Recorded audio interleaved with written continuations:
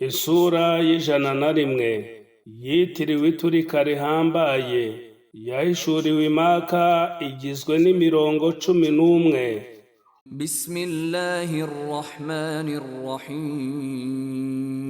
Bismillahirrahmanirrahim. Ku izina rya Allah nyirimpuhwe nyirimbabazi.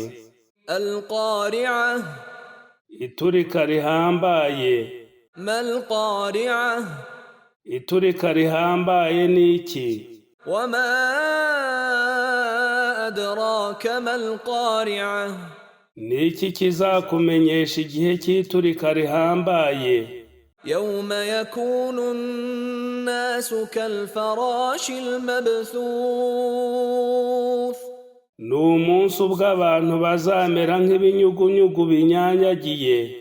وتكون الجبال كالعهن المنفوش. N'imisozi ikamera nk'amoya akemurwa ku matungo atumuka. فأما من ثقلت موازينه. Bityo umunzani we w'ibikorwa byiza uzaremera bikaruta ibibi, فهو في عيشة راضية. azaba mu buzima bw'umunezero mu ijuru.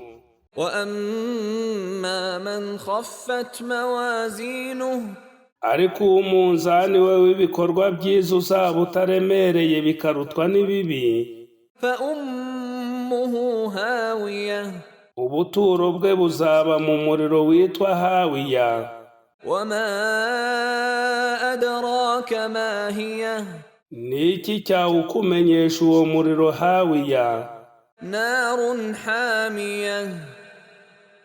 Ni umuriro ugurumana bikabije.